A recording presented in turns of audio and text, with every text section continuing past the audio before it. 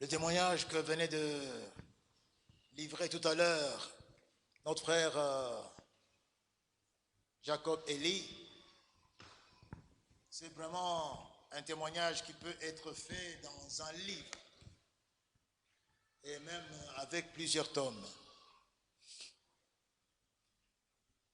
Il est diplômé, c'est vrai, il est reçu médecin, mais ça lui a coûté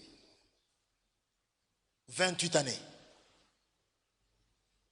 Donc, depuis 92, c'est en 2020. Est-ce que vous comprenez ça? Il a commencé l'université, pas l'école primaire, l'université en 92. Il vient de terminer en 2020. Et il est passé par plusieurs maillets, des filets où il pouvait être retenu. Il a ainsi été miraculeusement visité par le Seigneur, et cela, nous rendons grâce à Dieu pour de telles vérités. La Bible dit, non, je ne mourrai pas. Pourquoi? Mais je vivrai. Pourquoi? Dans l'assemblée des fidèles, il faut que je célèbre le nom de l'Éternel. Alléluia. C'est le cas de le dire. Il est passé par plusieurs rendez-vous avec la mort et Dieu a réussi à dire à la mort, écoute, passe par ici, à côté. Et nous l'avons aujourd'hui. Il a été reçu médecin. C'était un rêve et c'est aussi un exemple de persévérance, de détermination. Que Dieu soit loué pour cela. Amen. Amen. Levons nos mains pures. Est-ce qu'on peut reprendre ça? Levons nos mains pures. Je vous invite, bien-aimés, à lire avec moi les passages, deux passages des Écritures, et on va le faire debout. Deux passages des Écritures. Nous commençons avec la première épître de Paul à Timothée, au chapitre 2. 1 Timothée 2, versets 1 à 8.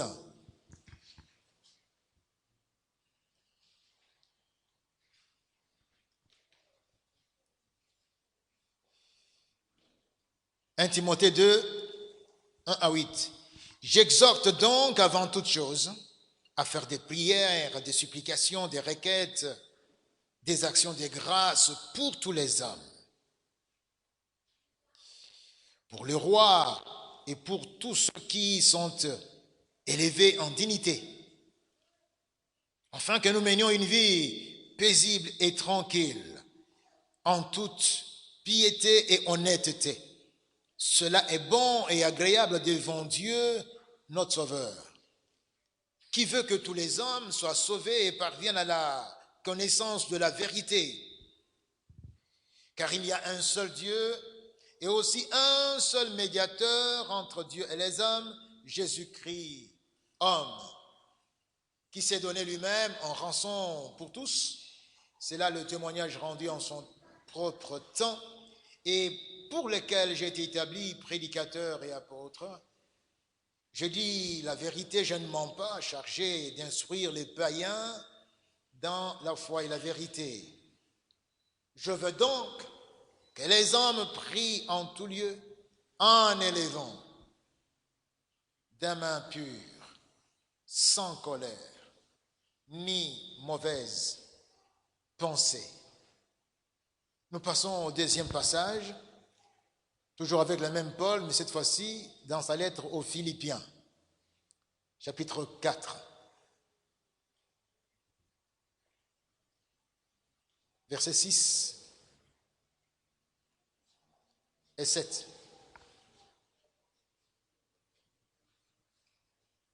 Philippiens 4, 6 et 7. Ne vous inquiétez de rien, mais en toute chose, faites connaître vos besoins à Dieu par des prières et des supplications, avec des actions de grâce. Et la paix de Dieu, qui surpasse toute intelligence, gardera vos cœurs et vos pensées en Jésus-Christ. Mes bien-aimés, je vous prie, veuillez prendre place. Élevons nos mains pures. Vous savez, mes frères, lorsque quelqu'un habillé d'une chemise à manches longues veut mettre sa main à la pâte, veut par exemple travailler le pot de fleurs ou des plantes, veut faire un travail, vous le voyez, il va retrousser les manches. Et quand on voit quelqu'un retrousser les manches, on se dit, ah, il veut travailler, il veut aller mettre ses mains dans un travail qui peut salir les mains, en tout cas qui va occuper les mains. De même aussi, quand nous élevons nos mains, c'est aussi tout un langage. Nous élevons nos mains. C'est que nous voulons prier. Et il est même dit, élevons nos mains pures. Paul exhorte que les hommes prient en tout lieu, en tout temps, en élevant les mains pures. Les mains pures, sans colère ni mauvaise pensée. Les mains pures. Mais avant toute chose, qu'est-ce qu'il nous est dit si nous mettons ces deux passages ensemble? Avant toute chose, ne vous inquiétez de rien.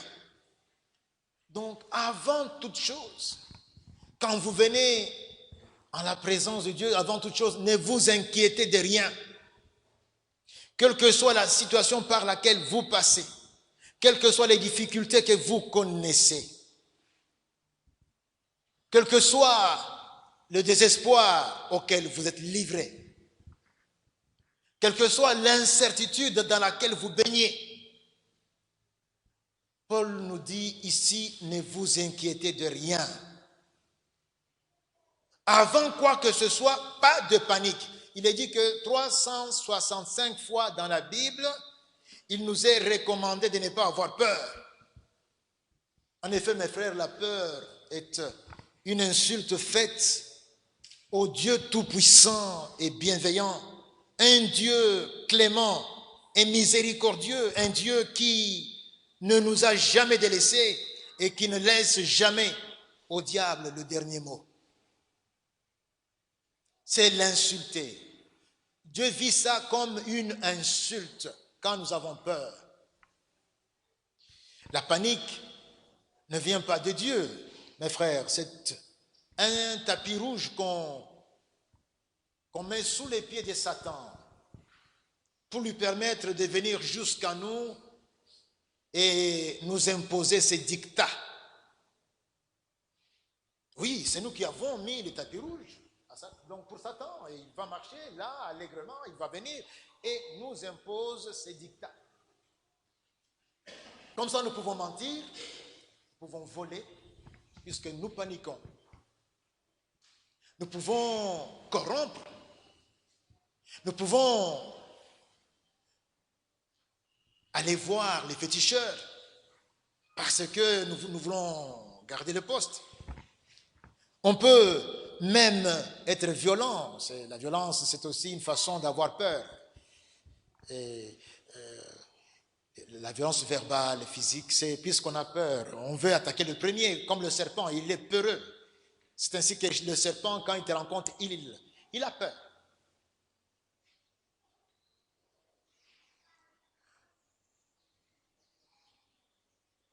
Eh bien, si tu restes comme ça, tu ne pourras pas avoir d'enfant. Alors trouve un homme, n'importe lequel, tu auras un enfant. Eh bien, si tu restes comme ça, ben, tu risques de ne pas te marier. Va dans les bras de n'importe qui. Ah Dieu, écoutez. Bon, si tu restes comme ça, tu risques. Abraham est allé avec Agar par peur. Et nous avons Ismaël. Dieu te veut serein, afin qu'il se glorifie dans ta vie. Est-ce qu'il y a quelqu'un qui veut lui faire confiance ici dans la salle? Il y a quelqu'un ici? Avant toute chose, pas de panique. Avant toute chose. Donc, tel que nous sommes là, donc que tout ce qui a été raison de panique, de peur, de crainte, soit mis de côté. Que faire alors quand nous avons, quand nous avons ce que Dieu veut, quel que soit le puits dans lequel nous sommes enfermés, piégés dans une prison, quelle que soit la fournaise où nous sommes, quelle que soit l'incertitude dans laquelle nous sommes. Qu'est-ce qu'on doit faire? Nous devons nous adresser à Dieu. On doit parler, on doit engager le dialogue, répandre nos cœurs devant Dieu, demander, et il vous sera donné. Donc parlez. C'est Jésus qui dit ça. Il dit aussi, tout ce que vous demanderez à mon Père, à mon nom, je le ferai, afin que le Père soit glorifié. Ici, nous avons lu Paul qui nous exhorte en disant, avant toute chose, faites des prières, des supplications, des requêtes, des actions de grâce pour tous les hommes. Paul nous dit ici, en toute chose, faites connaître vos besoins à Dieu par des prières et des supplications avec des actions de grâce. Faites connaître. Il n'a pas dit, écoutez, d'abord regardez combien est grave le problème, commencez à trembler et puis désespérer. Il a dit non, dans n'importe quelle situation, apostrophez Dieu. Commencez à lui parler. À lui parler de la situation par laquelle vous passez, à lui parler de ce que vous voulez qu'il fasse. Et lorsque vous avez été devant Dieu, Dieu vous donne sa paix. Et on va le voir dans la suite. Lorsque nous venons avec tel ou tel sujet, nous nous présentons devant Dieu, on doit le lui faire connaître. C'est ce qu'on doit faire. Il faut qu'il entende ça. Il faut qu'on vienne avec des supplications, avec des requêtes, pour le lui faire savoir. Quels sont les sujets de prière? Dans le texte que nous avons lu, il est parlé de tous nos besoins. Ne vous inquiétez de rien, mais en toute chose, faites connaître à Dieu quoi? Vos besoins. Faites connaître à Dieu. Il nous est dit ici de prier pour tous les hommes, notamment de prier pour les rois et tous ceux qui sont élevés en dignité. C'est important, mes frères. Pourquoi? Il faut prier notamment pour les rois. Tous les hommes, d'accord, mais pour les rois, notamment. C'est afin que nous menions une vie paisible et tranquille en toute piété et honnêteté. C'est comme ça que ça fonctionne. Le roi, s'il est là où il est déjà hissé, qu'il soit passé par corruption, qu'il soit passé par violence, par coup d'État, s'il est roi, il y a certaines charges que Dieu ne fait passer que par le roi, que Dieu ne confie qu'au roi. Et pour que ça marche bien dans ma vie, puisque le roi est au-dessus de moi, il faut que les charges que Dieu lui a confiées puissent être bien gérées. Donc tout supérieur à certaines charges, certaines responsabilités que Dieu lui a confiées. Toi qui es subalterne, il faut, même s'il t'écrase de son pied chaque jour, même s'il t'en fait voir de toutes les couleurs et te fait voir avaler toutes les couleurs chaque jour, cet homme-là, tant qu'il est supérieur, il y a certaines faveurs qui ne doivent passer que par lui. C'est pourquoi Paul nous dit ici que nous devons prier afin que nous menions une vie paisible et tranquille en toute piété et honnêteté. Si nous passons le clair de notre temps à injurier, à maudire, nous ne faisons que faire l'œuvre du diable. Mais nous devons bénir. Nous avons maudit Mobutu, nous avons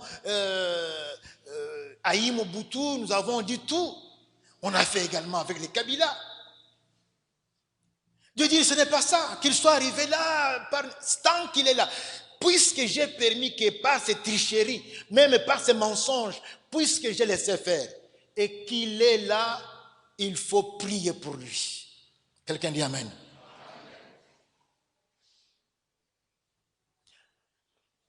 Le roi dans notre pays, c'est le président. Il a les fonctions du roi autrefois.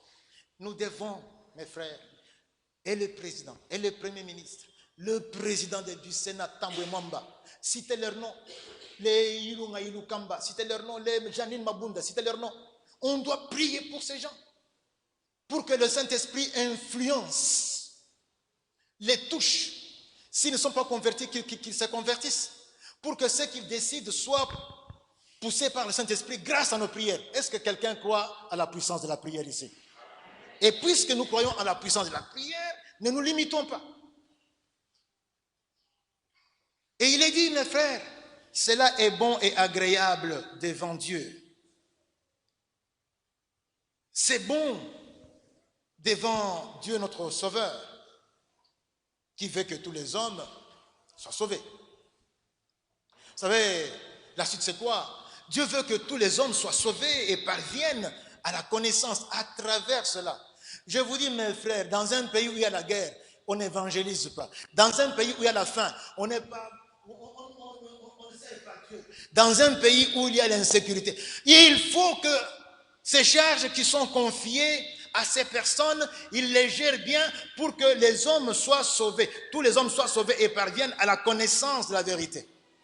En effet, il y a un seul Dieu chez qui nous devons aller tous, et aussi un seul médiateur entre Dieu et les hommes, Jésus-Christ, homme. Et Paul dit qu'il est donc établi apôtre pour faire savoir aux uns et aux autres que c'est Jésus a payé la rançon de sa vie, de son sang, pour que nous puissions aujourd'hui avoir la possibilité d'être réconciliés avec Dieu. Et il ne peut pas, c'est Jésus, par-dessus tout, refuser de t'écouter et de faire ce qu'il a promis. Quand tu demandes au Père en son nom, il a promis de réaliser ce que tu demandes. C'est Jésus qui est allé à la croix pour toi, et donc Paul et apôtre ne pourra jamais être indifférent devant ton besoin quand tu le présentes devant Dieu, toi enfant de Dieu. Amen.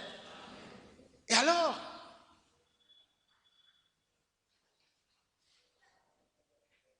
par conséquent, puisque nous devons nous présenter devant Dieu avec cette conviction, nous devons le faire avec les mains pures.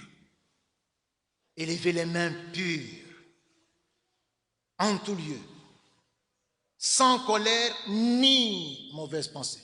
Ne venez pas avec la haine, la rancœur, vous ne pardonnez pas aux gens, vous êtes fâché contre tel et tel, vous haïssez votre patron, vous haïssez le voisin qui vous fait vivre toutes les misères. Nous, mes frères, mes sœurs, qu'il n'en soit pas ainsi. Vous devez avoir pardonné, vous devez avoir supporté, vous devez avoir aimé les méchants. Vous devez être devant Dieu et puis vous levez vos mains pures. Ça peut être même le contraire, le subalterne qui te fait vivre l'enfer sur terre. Ça peut être ton épouse, ça peut être aussi tes enfants. Tu ne dois pas être là en train de dire, mais mon Dieu, qu'est-ce que j'ai fait pour que tu me donnes une femme pareille? Non, rends grâce à Dieu et puis viens, lève tes mains pures. Tes mains pures, mon frère, ma soeur. Et le résultat immédiat, c'est la paix de Dieu qui surpasse toute intelligence. La paix de Dieu qui dépasse tout ce que tu peux t'imaginer. Et expérimentez cela, mes frères. Tu viens de pécher. Satan dit, écoute, va loin de Dieu. Toi, tu es un mauvais serviteur, une mauvaise servante. Mais tu refuses tout ça. Tu viens te mettre à genoux devant Dieu pour renoncer au péché et demander pardon. Vous allez expérimenter la paix. Pas totale, mais vous allez être introduit dans les domaines de la paix avec Dieu et vous allez progresser. Même chose. Même si on arrive au dernier mois, la dette contractée à la banque, il faut payer, sinon on vient prendre la voiture, on vient prendre la maison ou encore. Même si tu es la veille, Paul dit, ne panique pas. Et quand tu viens te mettre à genoux, tu en parles au Seigneur. Quand tu vas te lever, tu ne seras pas comme quand tu es arrivé. La paix de Dieu qui dépasse toute intelligence, qui sait garder nos cœurs et nos pensées en Christ Jésus. Et en Christ Jésus, c'est là où se trouve, heureusement, ce que quand nous le faisons, nous accomplissons ce pourquoi nous sommes sur la terre. Et quand nous faisons ce pourquoi nous sommes sur la terre, nous acquérons un sentiment de paix. Amen. C'est formidable, mes frères. Voilà le Dieu que nous servons. Et nous sommes ici aujourd'hui pour prier. Et je demande à l'Assemblée de se lever. On va prier. On va prier. Assemblée.